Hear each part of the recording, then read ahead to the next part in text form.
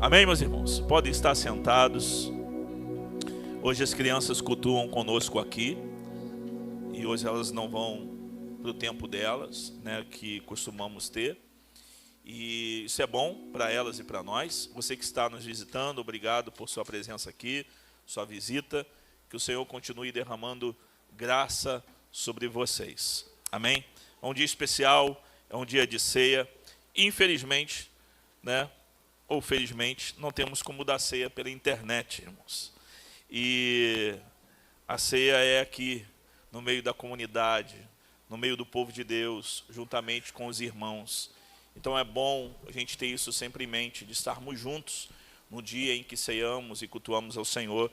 E esse é um dia que celebramos e anunciamos a morte do Senhor até que Ele venha. E Ele voltará, irmãos. Você crê nisso?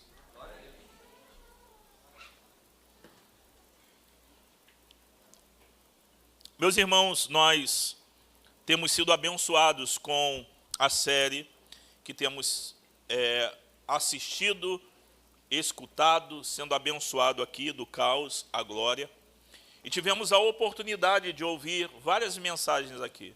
Eu tenho sido abençoado em ouvir, em ser ministrado e olhar diante dessa perspectiva para o livro de Gênesis, para a realidade do Jardim do Éden, e de também as coisas que apontam para Jesus.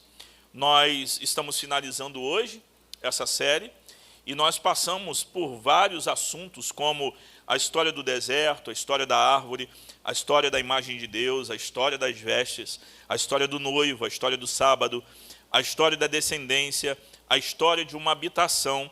E hoje nós vamos terminar falando sobre a história da cidade.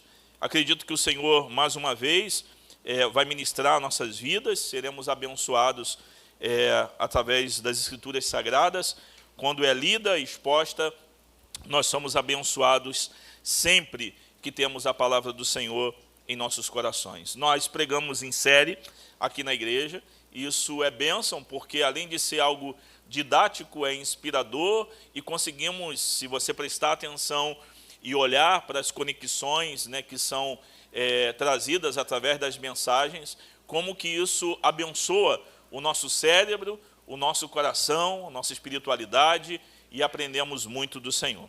Eu quero ler um texto com vocês nesse momento, e para a gente iniciar, e que está no livro de Apocalipse, capítulo 21.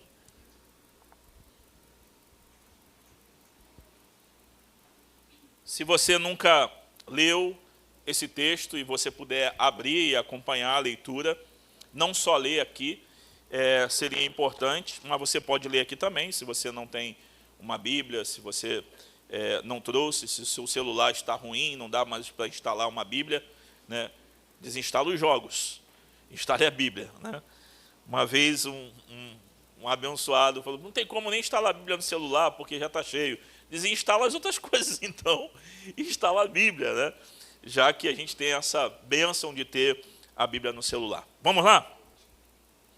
Eu começo lendo distante e termino no final por causa dos olhos. Então vi novos céus e nova terra, pois o primeiro céu e a primeira terra tinham passado, e o mar já não existia. Vi a cidade santa, a nova Jerusalém, que descia dos céus da parte de Deus, preparada como uma noiva adornada para o seu marido. Ouvi uma voz que vinha do trono e dizia, agora o tabernáculo de Deus está com os homens, com os quais ele viverá. Eles serão os seus povos e o próprio Deus estará com eles e será o seu Deus. Ele enxugará dos seus olhos toda lágrima. Não haverá mais morte, nem tristeza, nem choro, nem dor, pois a antiga ordem já passou. Aquele que estava sentado no trono disse, estou fazendo novas todas as coisas. E acrescentou, escreva isto, pois estas palavras são verdadeiras e dignas de confiança. Disse-me ainda, está feito, eu sou o alfa e o ômega, o princípio e o fim. A quem tiver sede, darei de beber gratuitamente da fonte da água da vida. O vencedor herdará tudo isto, e eu serei seu Deus, e ele será meu filho. Mas os covardes, os incrédulos, os depravados, os assassinos, os que cometem imoralidade sexual, os que praticam feitiçaria, os idólatras e todos os mentirosos, o lugar deles será no lago de fogo que arde com enxofre. Esta é a segunda morte. Um dos 7 anjos, que tinha as 7 taças cheias das últimas 7 pragas, aproximou-se e me disse: venha, eu lhe mostrarei a noiva, a esposa do Cordeiro. Ele me levou no espírito a um grande alto monte, mostrou-me a cidade santa, Jerusalém, que descia dos céus da parte de Deus. Ela resplandecia com a glória de Deus, e o seu brilho era como de uma joia muito preciosa, como jaspe, clara como cristal. Tinha um grande e alto muro com 12 portas, e 12 anjos junto às portas. Nas portas estavam escritos os nomes das 12 tribos de Israel. Havia 13 portas ao oriente, 3 ao norte, 3 ao sul e 3 ao ocidente. O muro da cidade tinha 12 fundamentos, e neles estavam os nomes dos 12 apóstolos do Cordeiro. O anjo que falava comigo tinha como medida uma vara feita de ouro, para medir a cidade, suas portas e seus muros. A cidade era quadrangular, de comprimento e largura iguais. Ele mediu a cidade com a vara.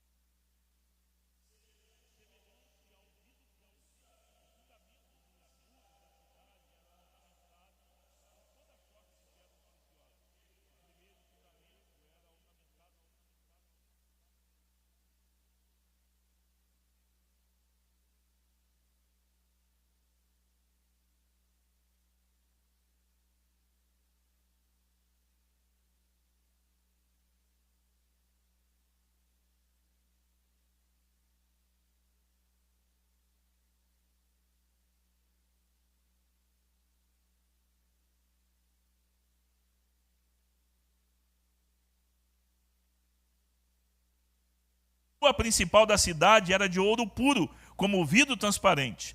Não vi templo algum na cidade, pois o Senhor Deus Todo-Poderoso e o Cordeiro são o templo. A cidade não precisa de sol, nem de lua para brilharem sobre ela, pois a glória de Deus a ilumina, e o Cordeiro é a sua candeia. As nações andarão em sua luz, e os reis da terra lhe trarão a sua glória. Suas portas jamais se fecharão de dia, pois ali não haverá noite.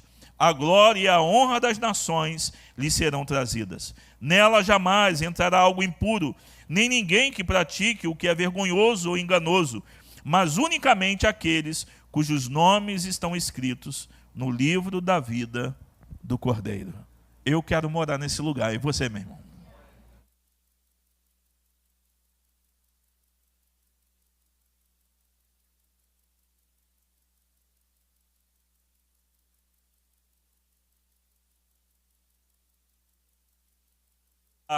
O que você diria? Uma visão apocalíptica? Ou então, rapaz, se os Vingadores derem uma olhada e fizessem um filme sobre isso, seria muito maneiro. Mas quando nós olhamos para a história da cidade, desde o princípio nós vamos olhar para as cidades, para as construções físicas e ver o que acontece com elas. Quando nós olhamos para a realidade do Jardim do Éden,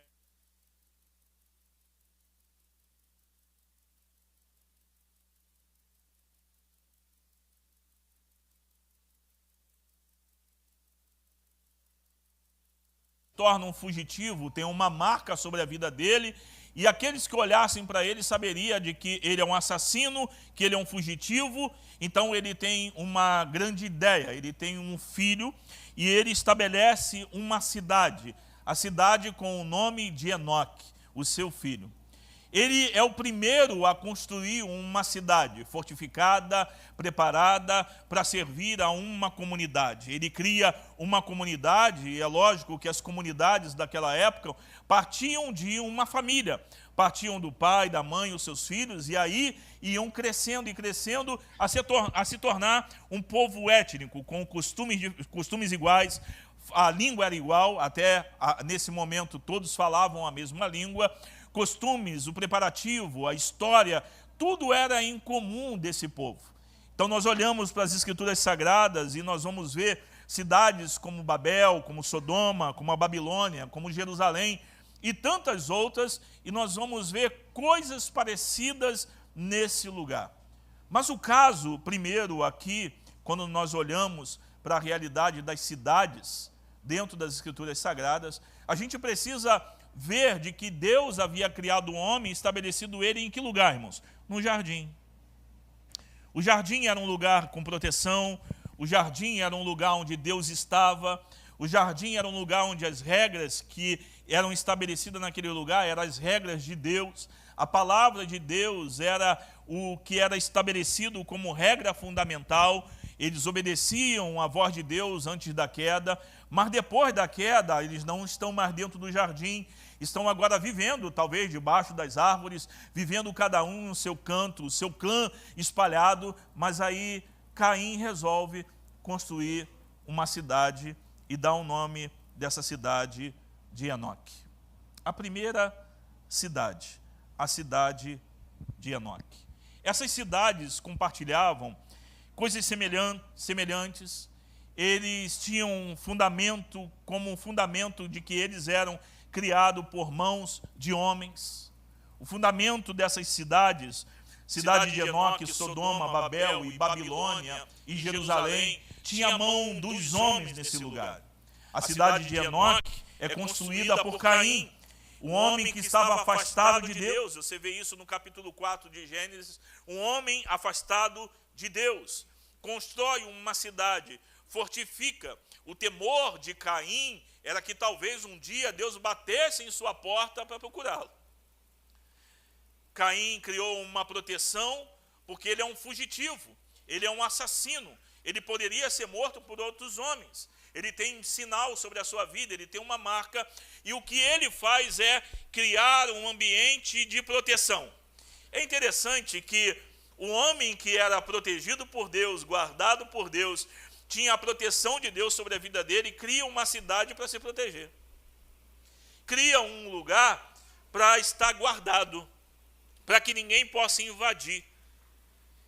A primeira civilização, irmãos, pós-queda, eles têm tecnologia, não é gente morando em caverna e falando, vou matar aquele boi para comer hoje, agora, o dinossauro, correr atrás do dinossauro. Eram homens inteligentes, eram capazes. E ele constrói esse lugar. O homem afastado de Deus cria uma cidade. O maior medo dele era que Deus se metesse. Era que Deus ditasse ordem, que fosse na cidade, mas ele cria uma proteção para se manter afastado de Deus. Ele cria essa cidade. A cidade de Babel simboliza a exaltação humana, e eles não querem um palpite de Deus também ali, porque eles querem ser uma cidade que toca o trono, os céus, o nome deles elevado.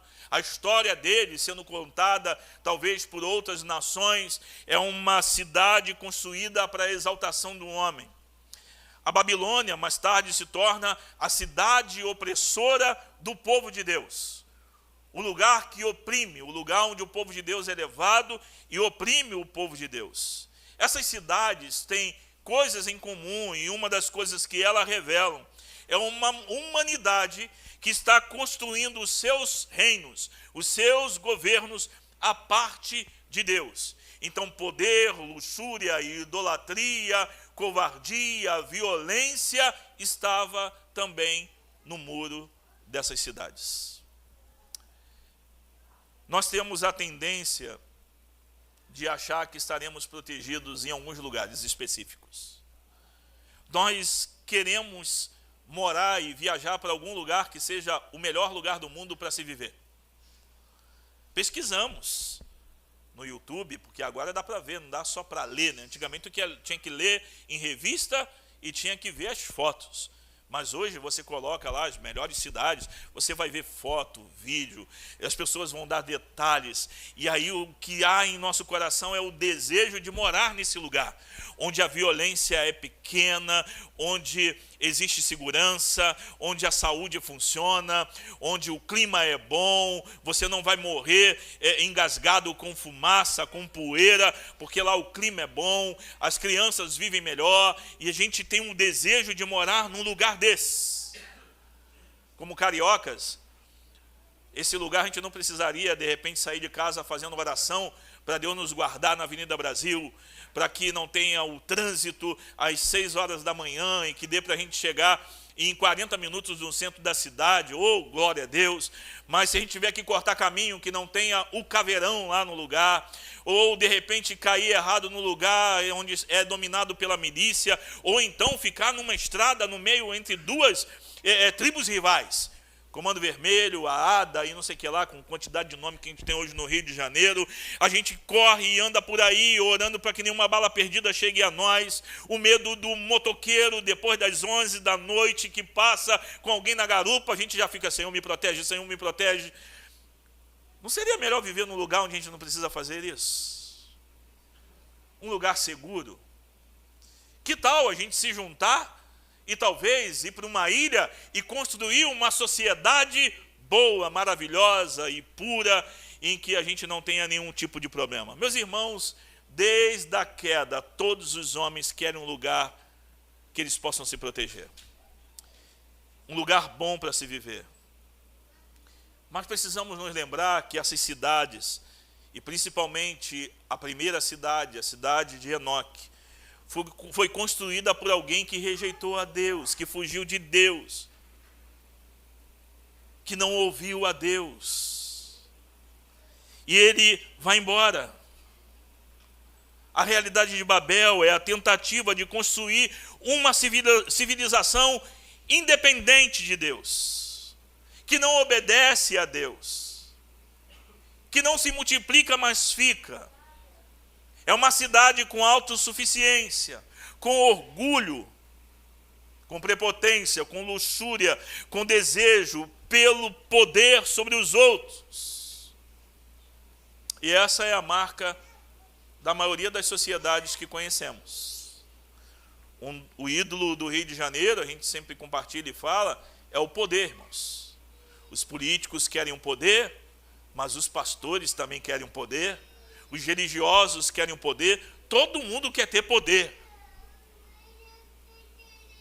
Todas as cidades, criadas depois da queda, nenhuma delas pode nos entregar proteção e a melhor qualidade de vida que tanto queremos. Todas elas, todas as civilizações, têm um coração corrupto e caído, e elas são perigosas. Todos os lugares são perigosos. A gente vê pessoas saindo do Brasil, indo para outros países e querendo viver e construir uma vida nesses lugares. E aí chegam lá e morrem. Foge do Rio de Janeiro para não ser assaltado e vai para o interior. E chega lá e é assaltado. Eu nunca fui assaltado no Rio de Janeiro, que Deus me guarde para nunca ser. Mas já quase fui assaltado em Buenos Aires. Algumas vezes, algumas tentativas. É porque eu sou carioca, então eu sabia escapar. Falei, pô, ser roubado aqui não, cara, pelo amor de Deus, Senhor. Aqui não, vai ficar feio para mim, pô.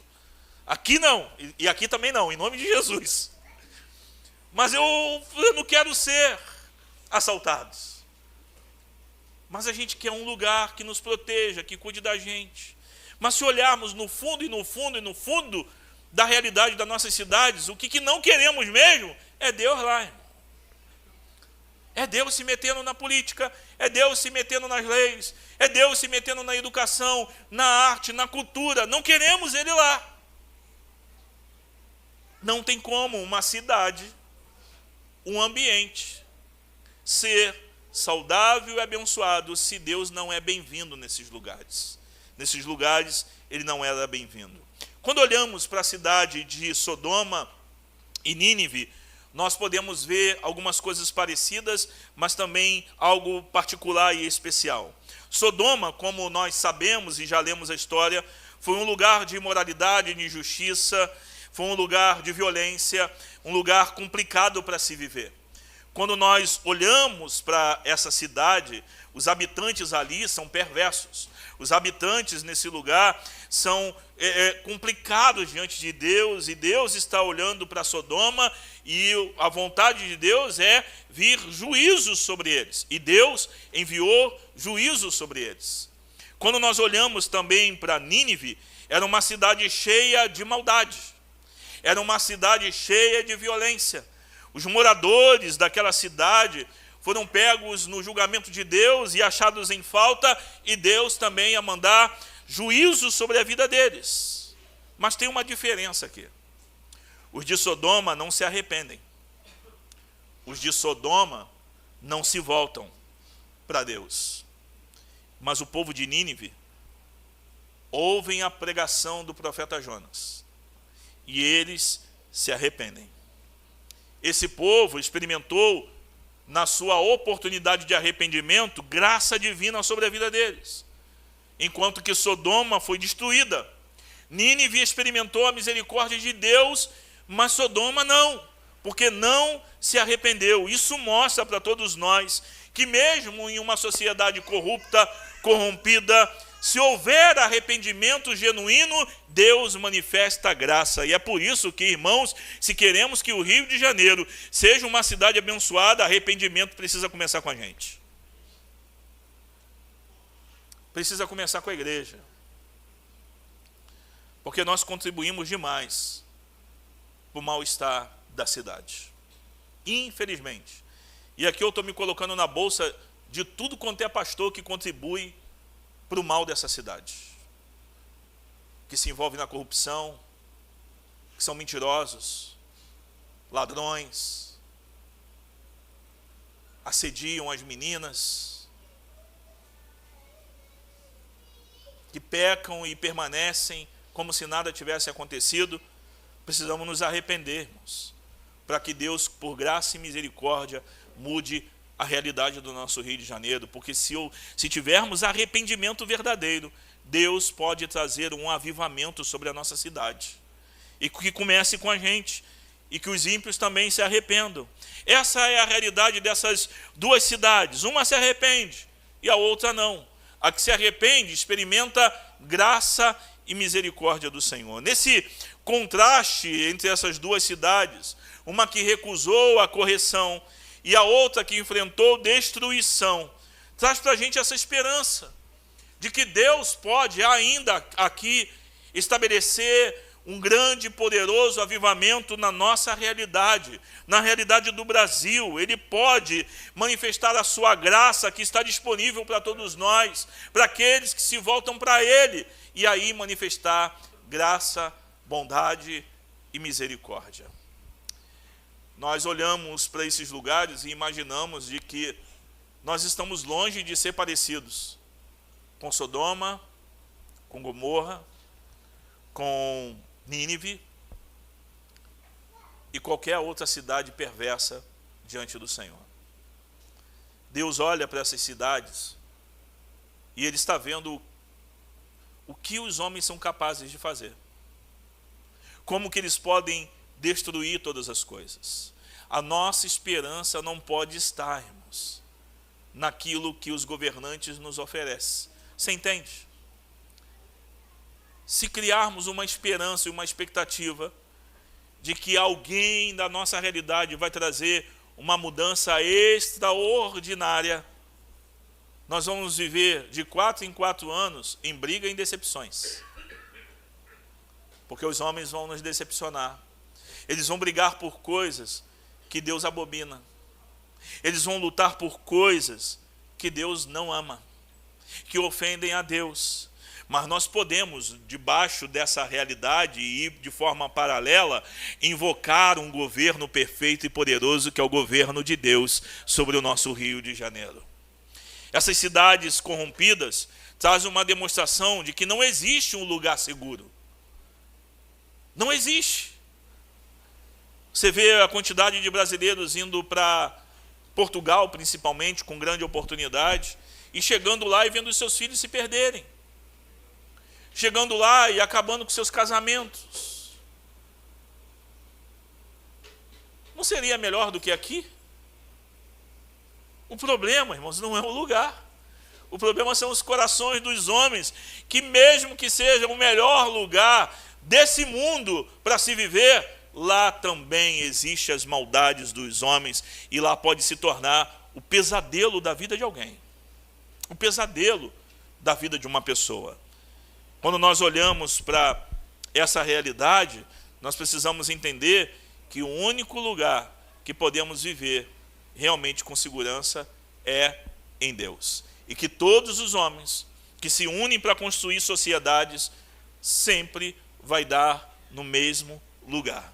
E o que nós vamos atrair é juízo de Deus e não graça. A nossa tendência é essa. A tendência do nosso coração é essa. Tem uma outra cidade chamada Jerusalém, nós conhecemos muito bem. Essa cidade é a cidade de Deus, irmãos.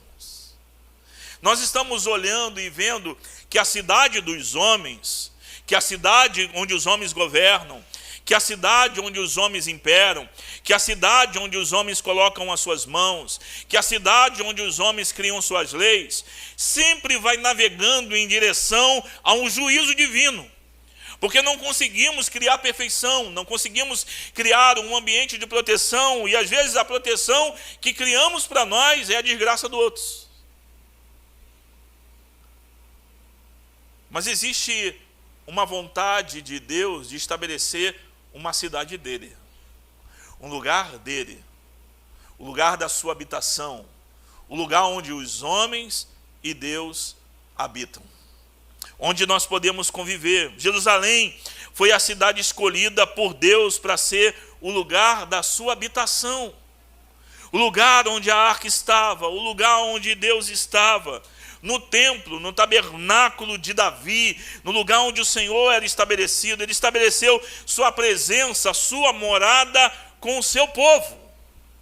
Imagina, irmãos, um lugar onde Deus está morando, um lugar onde Deus está vivendo, um lugar onde o Senhor habita, onde está a presença dele, onde ele vive. Como que deve ser esse lugar? Um lugar maravilhoso para se viver, não é verdade? Você gostaria de viver em Jerusalém e ter um encontro com ele sempre? Deus habitava em Jerusalém, habitando com o seu povo e vivendo com o seu povo, e nós podemos olhar e imaginar e ver assim: esse é o lugar perfeito para se viver.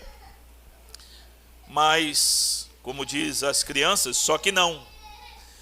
Essa cidade que tinha um potencial poderoso de honrar e glorificar a Deus, de servir a Deus, de mostrar a bondade de Deus, caiu em pecado e idolatria. Eles se afastaram do Senhor, eles foram para longe do Senhor, se afastaram da presença dele e começaram a fazer o que era mal diante de Deus. Então eles foram para longe de Deus, como Caim foi para longe de Deus, como o povo de Sodoma foi para longe de Deus. Eles foram para longe dele. Uma cidade onde a vida deveria ser abençoada, onde a vida deveria ser perfeita, cai em ruína, porque eles vão para longe de Deus, abandonam o Senhor, preferiram seguir outros deuses, ao invés de permanecer fiel ao Senhor. Em casa, pegue a sua Bíblia e abra lá, quando você chegar em casa, e leia 2 Crônicas 36, versículo 14 a 19, mas eu te oriento a ler todo o capítulo 36 e você vê o que o povo fez. Se afastaram de Deus, desonraram a Deus, ofenderam a Deus. Jerusalém tinha o papel principal e a oportunidade de ser o farol de santidade para as nações, de atrair as nações para o Deus de Israel. de atrair as nações para ver a bondade de Deus, a graça de Deus, a provisão de Deus. Mas eles declinam, eles caem. Isso é um aviso para todos nós, irmãos. Nós somos o povo de Deus. Nós somos a igreja do Deus vivo, a morada dele, a habitação dele. Mas nós também podemos ir para longe dele, ofendê-lo, desonrá-lo e simplesmente viver como se ele não fosse ninguém. Esse povo se distancia do Senhor e o Senhor manda juízo sobre a vida deles. Eles são presos, se tornam escravos, se tornam cativos, e Deus não está mais habitando com eles e eles não estão habitando mais com Deus. Mas Deus é gracioso e misericordioso e ainda visita o seu povo para trazer esse povo de volta. Jerusalém também decepciona o Senhor. Essas cidades, irmãos, e principalmente a de Jerusalém, é uma demonstração clara de que onde os pecadores habitam, onde os pecadores governam, sempre vamos inclinar o nosso coração, na maioria das vezes, para longe de Deus, para longe do Senhor, para fora da sua presença, e um lugar onde Deus não está. Meus irmãos, injustiça impera. Impera. O pecado reina. Nos matamos. A arma comprada para proteger é usada agora para subjugar.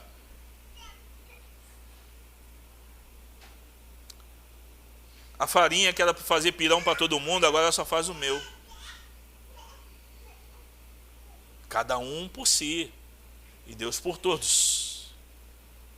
No lugar onde Deus não está, existe vazio, escuridão e morte. Essas cidades experimentaram isso na pele. Experimentaram o que é estar longe de Deus.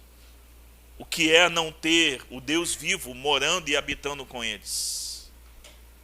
O que é criar uma cidade onde Deus não é bem-vindo, onde Ele não deveria vir, não deveria se meter, não deveria estar.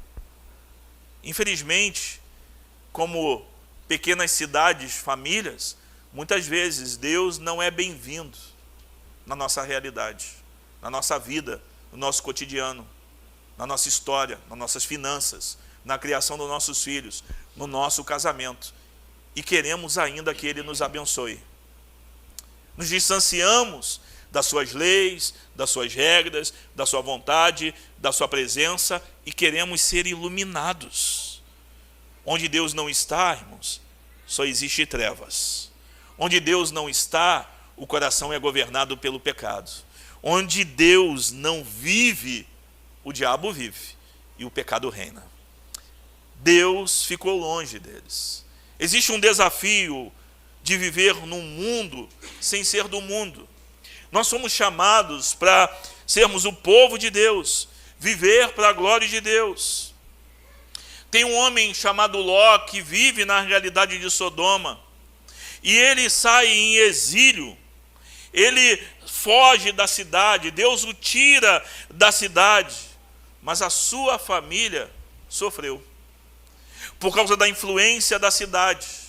Podemos viver no mundo sem sermos conformados com a realidade do mundo, podemos viver na realidade de Sodoma, podemos viver numa realidade parecida com esses lugares, sem ser contaminados, sem viver debaixo de suas regras. Somos um povo no meio de um povo, somos uma nação no meio de uma nação, e podemos viver no meio dessa realidade contaminada, corrupta, debaixo do pecado, sem ser impactado e sofrer por essa corrupção, se vivermos para a glória de Deus, se vivermos nas leis de Deus, se o reino de Deus imperar sobre as nossas vidas.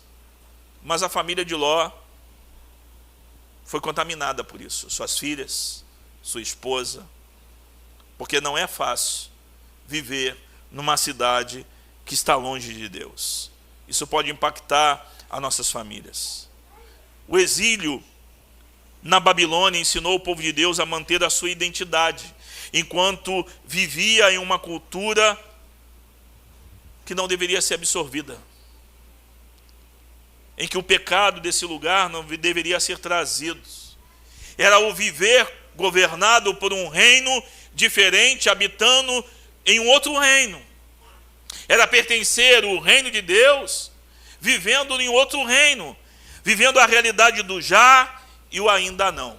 Somos convidados a, como o povo que vivia na Babilônia, a se retirar da Babilônia. Um dia nós sairemos da realidade contaminada. Um dia nós fugiremos realmente da cidade e da corrupção. Um dia nós não estaremos mais nesse lugar. Então, enquanto aqui, vivendo o já e o ainda não, o governo que governa o nosso coração e a nossa vida, experimentando a realidade de uma cidade que está sendo construída, de uma cidade sendo preparada, que vamos viver e experimentar, precisamos já viver como cidadãos dessa cidade. Viver como gente que vai habitar nesse lugar. Apocalipse 18, versículo 4, existe uma ordem para se retirar da Babilônia, para não participar dos seus pecados. Não é uma retirada física, mas espiritual. É não ser como, é não viver como, é um chamado à santidade, é um discernimento para viver para a glória de Deus, iluminado pela sua presença, como um peregrino habitando em outro país. E em breve, saindo desse país e indo para uma terra definitiva, viver para esse lugar. Não significa vivermos isolados do mundo como se não fôssemos daqui também.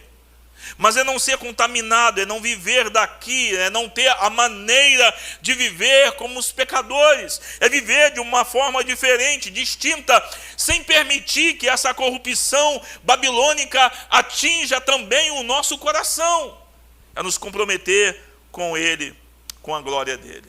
Apesar de aqui, vivendo aqui, somos consolados e entristecidos no mesmo tempo em que o nosso destino não é a Babilônia. Mas ficamos tristes pelo destino da Babilônia, de como ela será afetada pelo juízo de Deus. Babilônia aqui representa opressão, mas um lugar que será destruído. Não queremos a destruição dela, porque conhecemos os seus habitantes. Não queremos ver ela pegando fogo e sendo sacrificada por um juízo sobre o pecado, como Sodoma foi. Mas a realidade é que enquanto habitamos aqui, nós temos um único objetivo. Como peregrinos com uma mochila nas costas, sem ser daqui, sem criar vínculos aqui, sem ter raízes aqui, andamos pelo mundo inteiro e por todos os lugares, o bairro que vivemos, o trabalho onde trabalhamos, anunciando que essa não é a cidade definitiva. Nós estamos preparados para uma saída iminente daqui, e nós estamos indo para uma nova cidade.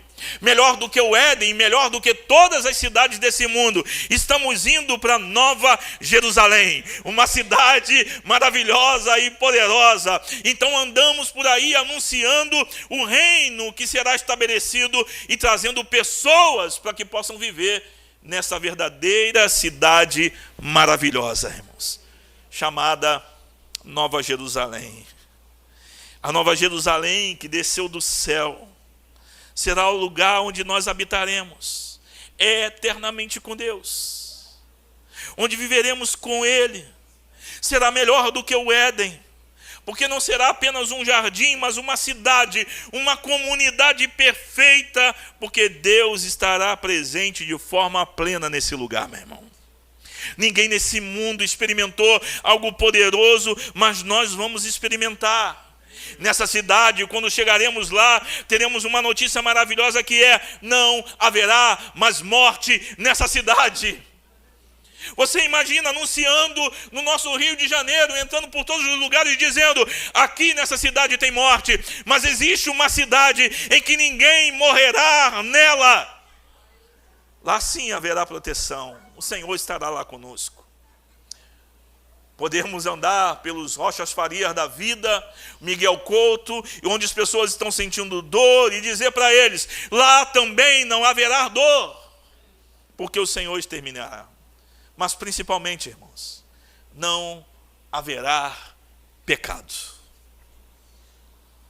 Eu consigo conviver com dores, eu consigo conviver com a realidade da morte, mas esse inimigo chamado pecado é um desafio, porque ele luta para não deixar a gente entrar na cidade. Parece um inimigo parado na porta, para a gente não poder entrar lá.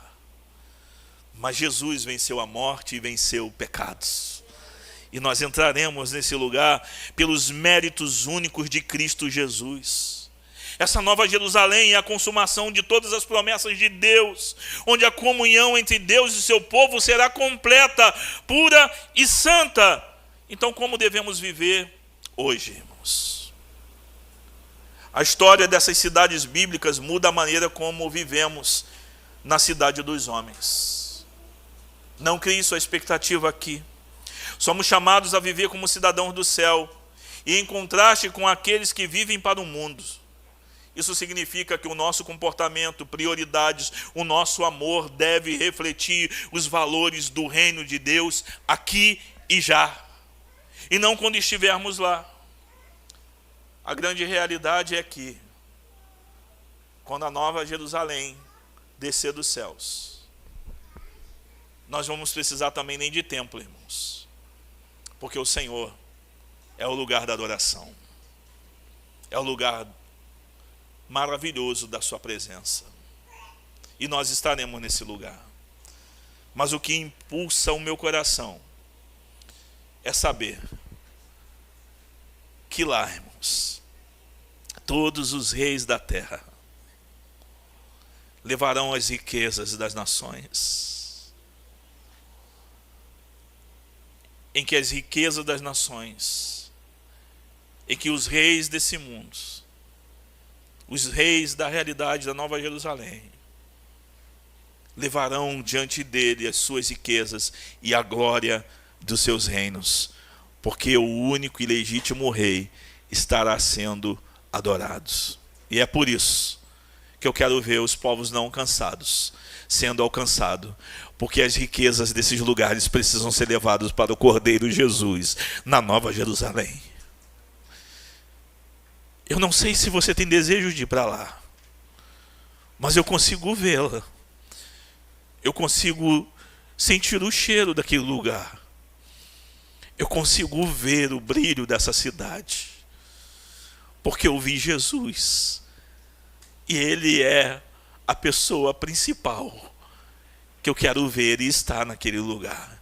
Se o teu coração perdeu a expectativa desse dia, dessa realidade, ore ao Senhor e peça: eu quero ter a esperança desse lugar dentro de mim.